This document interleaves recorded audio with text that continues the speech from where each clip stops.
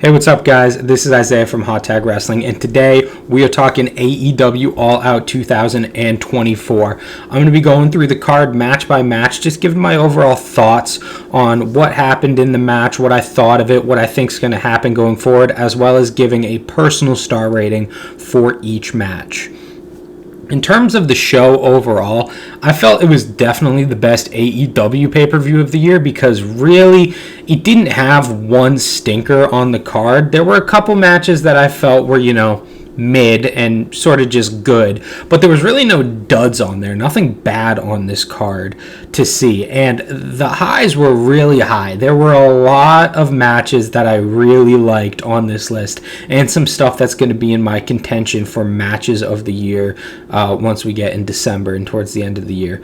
But let's start going through match by match, and let's start with our first match. So the first match on the card was a grudge match between MJF and Daniel Garcia. No titles on the line, just a straight one-on-one match. And I really think this was a great match, even though it wasn't wrestled in a style that I'm a huge fan of. And I feel like the reason it was a great match is because they had a really good story going into this. And they didn't have a ton of time to build their story, but what time they were given, they told it really effectively. And this style of match, the hard-hitting, gritty, sort of knuckle-up fight that these two put together, is the kind of match that suits both of them best, but I haven't really seen that from either of them this year in their big pay-per-view matches or their big main event TV matches. So it was really nice to see both of these guys sort of back into their element. And I feel like the first half of the match really got me on the hook for everything that happened. We had Daniel Garcia attacking MJF right off the bat, which I feel really serviced their story in a good way. And the whole story of the match was sort of built on hitting pile drivers and particularly trying to hit a second rope pile driver, which is an interesting dynamic and not something that we see very often, of both guys going for one particular move, and whoever hits that move first is going to be the person who wins the match. I feel like towards the second half of the match, it did start to lose me a little bit because it gets into that style of match that I don't really like, where they'll hit a big move, then sell for 30 seconds, then hit a big move, then sell for 30 seconds. I'm just not really a huge fan of that style, but whenever they stopped selling and did go into a back and forth sequence, it was absolutely phenomenal to a degree that, I was surprised by. I was surprised how good and fluid some of their work looked at the back half of this match. And that's not a dig on either of these guys. It's just, it was work at the highest quality. And it was just so nice to see that, especially from these two sort of younger guys on the AEW card being able to have a blowaway match like that. They did a really good job in the second half of the match convincing me that Daniel Garcia was going to win, because I thought this was a shoo-in for MJF, and I feel like they got the crowd in the same way, because the crowd really got behind Daniel Garcia in the second half of this match. I do think, though, that Daniel sort of took me out of it at some points because his tough guy selling and trying to look like the most macho man in the ring is too over the top and goofy, and that's not just in this match, that's in a lot of his matches. Like when he was getting hit by MJF and he started almost hulking up and just shaking and being like, no, I'm gonna fight him. It was too goofy and it really took me out of it. But that wasn't through the entirety of the match. Overall, I feel like this wasn't either guy's best match of the year, but I do feel like it was a great match that built off a great story. And really, it was a phenomenal way to open this card because it really set the tone that this is going to be a night of greatness. And the rest of the card did not disappoint.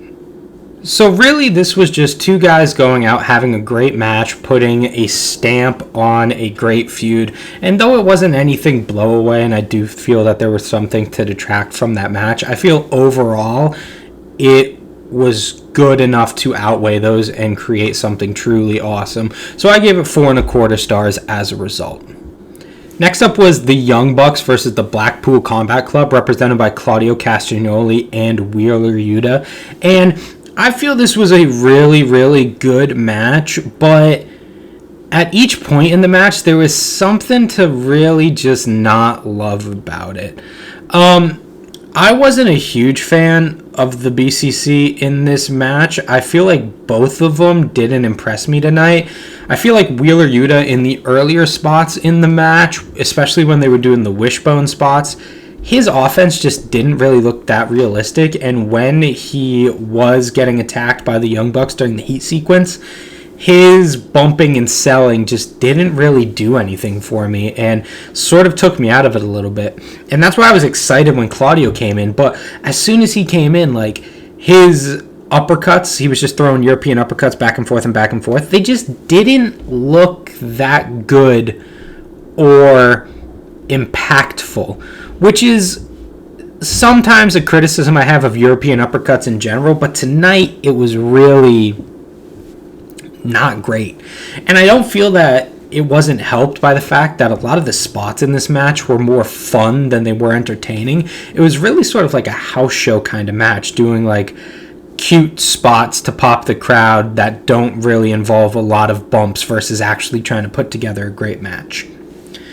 On the opposite end, I was a big fan of the Bucks in this match because even though I didn't necessarily see anything new or amazing out of them, it was really just like the standard Young Bucks fare, which is really a high compliment. When you say just it was a standard Young Bucks match, it sounds like an insult, but their quality of work and their bar is so high that when I say that, it is truly a compliment. The way that they build their matches in sequence in between maneuvers and incorporate their tag team moves into the match, it's always amazing, and it's refreshing to consistently see the Young Bucks continue to operate at the top of their game and continuously prove why they're one of the best tag teams on the planet.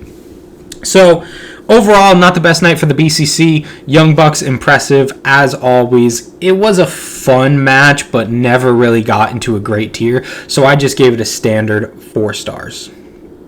Next up was Will Ospreay versus Pac for the International Championship, and this is one of those match graphics that as a wrestling fan you look at and your mouth just starts watering because you know how amazing it's going to be.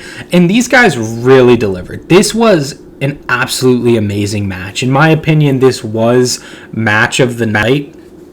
And I'm not going to harp too much on the things they did right because it's Will Ospreay and Pac, and like just everything they do is right. Will Ospreay is one of the greatest wrestlers on the planet, and Pac is what I feel to be the most underutilized guy in AEW and one of my personal favorite wrestlers on the planet. One thing that they did in this match that I absolutely love, it's my favorite thing in wrestling, is whenever they hit a move, it looked 100% impactful. It looked like it landed, it sounded good, and the guy sold and bumped for it perfectly. And that was true for both of them. And I just love that in matches. I love seeing moves that look snug and realistic and leaves you as a viewer saying, well, the only way they could have executed that was just to do it for real. And there's no other explanation other than that. I love that kind of stuff in wrestling. Where they sort of lost me in this match was the apron spots. So to start, Pac hit Will Ospreay with a beautiful German suplex on the apron, like a Takeshita level suplex, one of the best I've ever seen. It looked absolutely brutal. Ospreay landed right on his head. No complaints there. But after that, Pac also hit a Poison Rana on Ospreay. And I thought, okay, he's dead. There's no way he can recover from that. And this is only like 10 minutes into the match. And I know they're going like 15 or 20 minutes. And then they got back in the ring. Pac threw Ospreay in the Brutalizer, and Ospreay was just fine. He was just like selling it like you would a normal finisher, and he wasn't like unconscious or delirious from getting dropped directly on his head twice. He was just back in a normal match. And once he got out of that submission, he was back on the offensive like nothing had happened. It didn't work. I can't suspend my belief that far. And it's a problem that I have with a lot of modern day matches where it's too much and it pushes the match into the realm of unbelievability when someone gets dropped on their head over and over and over again and then just keeps going like nothing's wrong. I just can't really invest in that stuff that much. And from that point on in the match, they really had to do a lot to get me back into it, because going forward, I was just sort of arms crossed on my couch going, all right, let's see what else you got then. Let's see if you can pull me back in. And I was being overly critical of the match as a result of that, because everything in my mind was saying, Ospreay just got dropped on his head twice. So what is a chop gonna do to him? Or what is a kick gonna do to him? It's gonna do nothing. So I was more hypercritical of the match as a result. But really that didn't last long, because the action was so good, it just pulled me straight back into it. And some of the sequencing in this match of when they hit moves and how they countered and how they did minimal or no selling at some point, contrary to what I just said, it really was thrilling. And sometimes you do have to put your suspension of disbelief to the side and just enjoy amazing wrestling, people in the ring doing things you can't believe, and viewing it more as an action movie than a combat sport. And really, overall, I thought it was a near perfect match, but that leap in logic, my inability to suspend my disbelief, draws it back just a little bit. So I gave it 4 3/4 stars as a result. The next match was the most surprising match of the night. Chris Statlander versus Willow Nightingale in a Chicago street fight. And I say surprising because everything was put up against this match. It was put in the death spot on the card, following the Ospreay match. And getting put like 4th or 5th on a card normally sucks anyway, because by that point the fans are tired and they're just sort of waiting for the main event. But it especially doesn't help when you just had a blow away, amazing cocaine thriller match like Ospreay versus Pac. So not only that, but also most fans I don't think were aware of this storyline, because it's been happening so much in Ring of Honor and Rampage and not on the major shows like Dynamite and Collision, that it really had a lot going up against it. And they just had such a phenomenal match as a result. They took sort of these things that were set up against them and said, okay, we're going to have an absolutely amazing match. And one of the things I loved about it is it didn't really feel like a pro wrestling match. It felt like a fight. And I feel like some of that was due to sloppiness in the spots. Like one I can think of in particular was Statlander went to do a swanton bomb off the top turnbuckle through a table with Willow on the outside. And Willow was supposed to get out of the way and dodge it. But Statlander's legs came down and just like clattered the back of her head and absolutely creamed her. And it's those kinds of things, that unpredictability, that enhances the atmosphere of a fight like this. And the way this was set up in Edgerton was so much fun. It was, I think, the most fun match of the card. Even though it wasn't as good as what came before, I just had a smile on my face the whole time.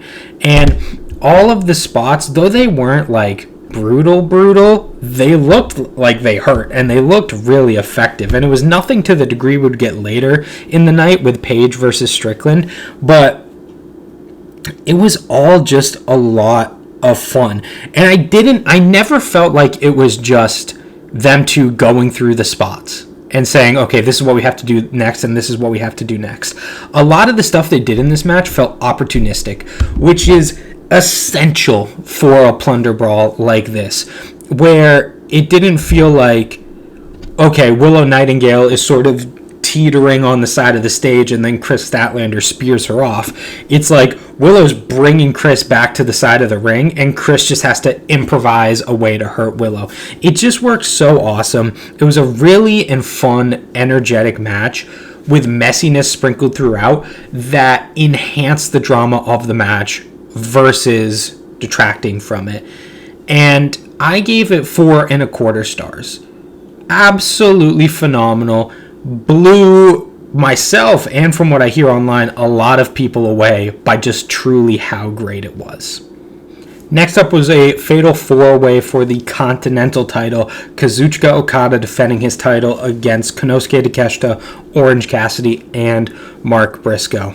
And when I saw this match graphic, I really was hoping that these guys would forego some of the basic, formulaic fundamentals of a 4-way match. And on that front, I was a little disappointed. The match started out like any other 4-way match would, where 2 guys get knocked to the outside, so you have 2 guys in the ring working, and then 1 other guy comes in, so 1 leaves, and it's just pairs of 2 taking their turns working together versus building a high-octane, high-energy match that's really unpredictable. I could sort of always see what was coming next. And a lot of the spots were more cute than they were fun. Like, they had this spot, this long sequence in the match. It was, like, really long, oddly long, where it was just one guy would hit an overhead suplex, then another guy would come in and hit an overhead suplex on him, and another guy, and just rinse, repeat. But they did it like 20 times, and it wasn't... I didn't get it. It didn't make sense to me, and it wasn't fun or amazing. It was just like, oh, I've never seen that before. I guess that's cool. And yeah, it didn't really blow me away. But that's not to say the work wasn't good, because you look at the 4 guys in this match, and of course the work is good. It would be harder for them to have a bad match than have a good match.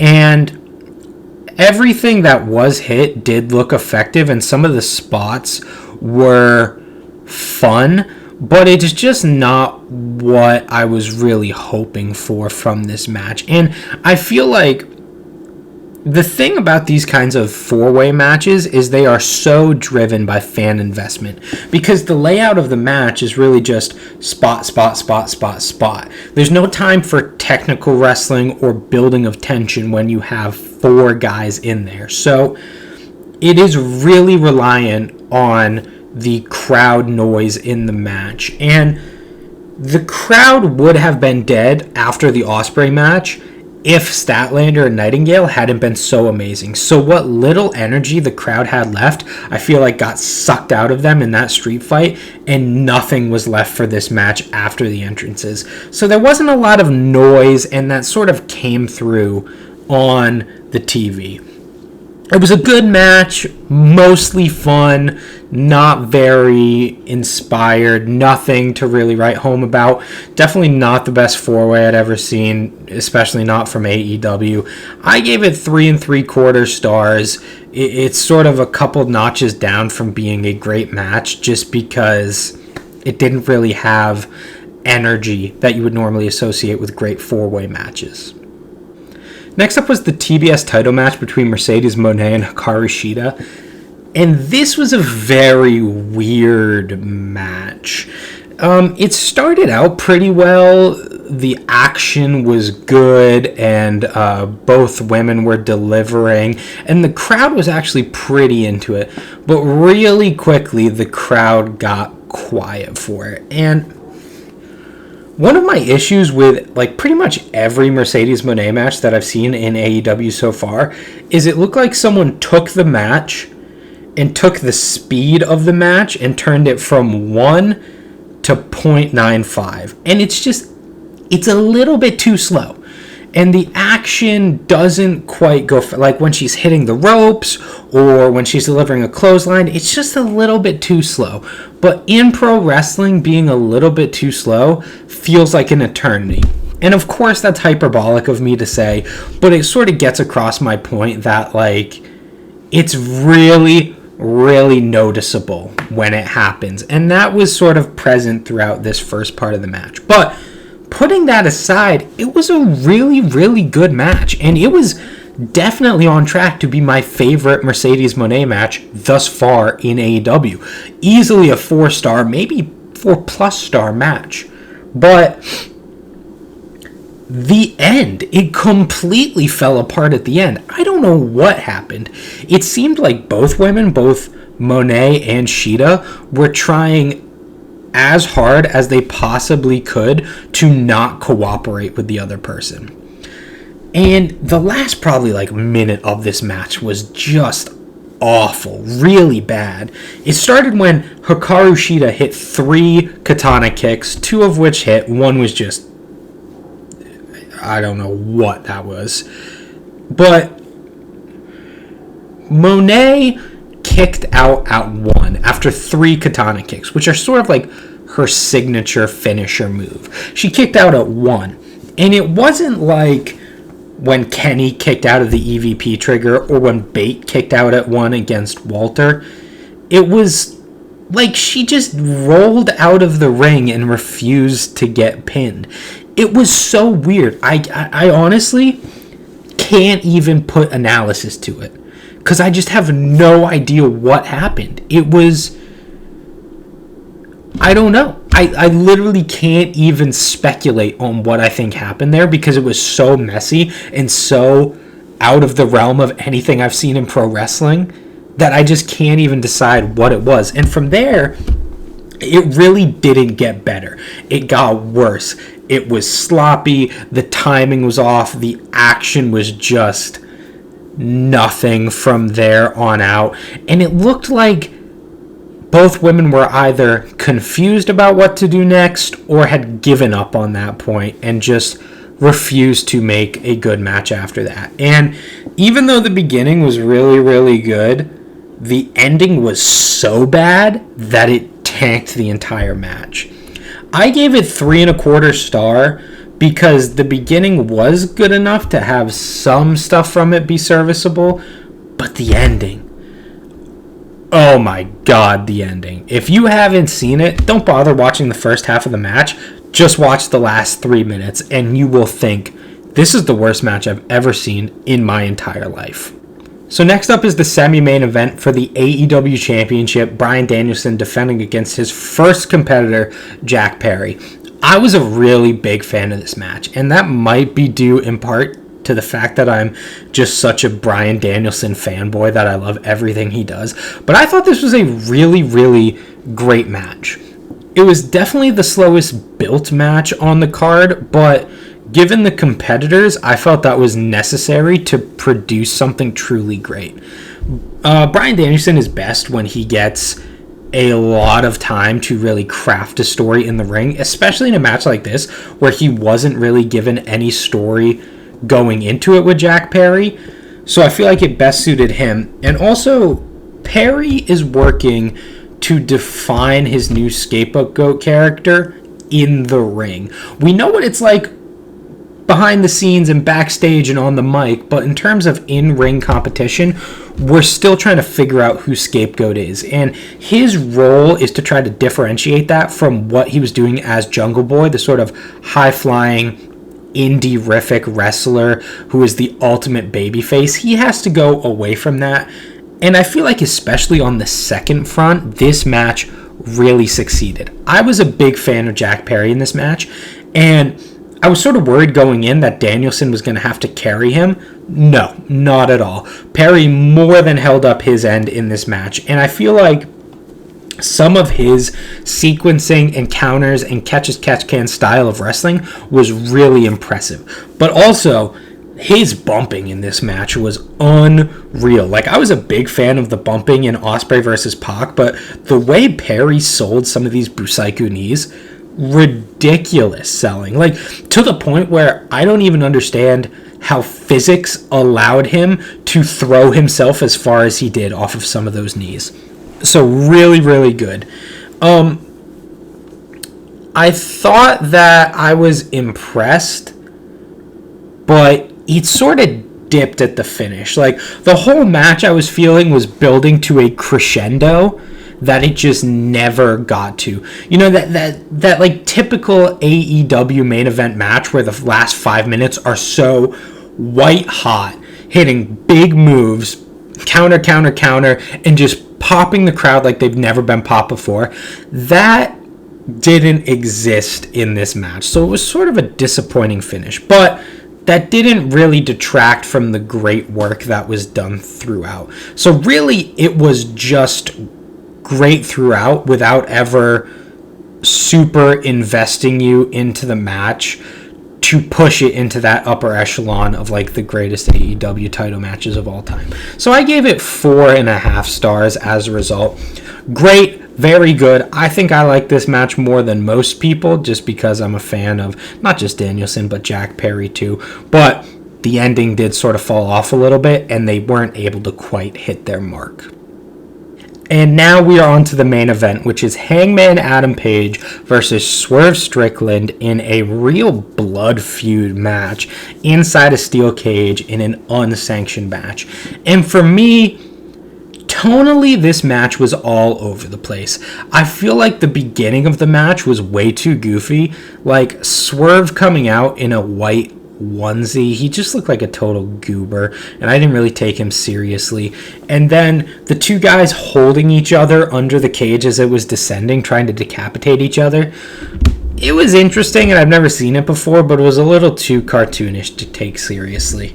And once they actually got into the cage, it moved from goofy to boring, in my opinion. Like, using the barbed wire, punching each other, throwing each other into the cage. Very cool, very exciting, but nothing we haven't seen before, especially in this feud when it's gotten so violent in the past.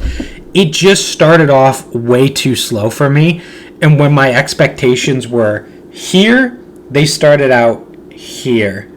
And this gap right here seemed chasmic as a result, and it was hard to get into. But all of those complaints completely fell away at the second half of this match, which I felt was chef's kiss superb. So good. It was so violent in a way that I've never seen pro wrestling before. This was by far the most violent pro wrestling match I've ever seen. And I feel like that is important for a few reasons. Firstly, it built on the action of their previous matches so well, especially the death match that they had at, I think it was like Full Gear last year. It built so well on that by ramping up the violence and truly showing how the hatred for these two men has grown over the past year. And like I said in the Statlander Nightingale review, all of the offense in this match felt really opportunistic, and it never felt like they were just moving to the next part of the script. And there were some things in this match that just absolutely left my jaw dropped, like anything involving the cinder block, which was definitely a shoot cinder block, by the way, which I was not really expecting. And I felt like the second half of this match was the perfect feud ender, which is weird because I do think they might have another match in the future, and I have just absolutely no idea what they are going to do for that match, how they're going to continue to raise the stakes. But after this match, I have full confidence in seeing them do it. So really slow start. I wasn't super into the first half of this match, but the second half of this match was so great, so amazing. One of the best hardcore death matches I'd ever seen, that any misgivings I had in the first half were immediately forgiven. So I gave it 4.5 stars as a result. So that is my review and all my star ratings for AEW All Out 2024. An absolutely superb show with some match of the year candidates on it. A surprisingly great show, especially coming off All In and having to build a pay-per-view 2 weeks after you just had a really great pay-per-view is something difficult to do, and they absolutely nailed it here.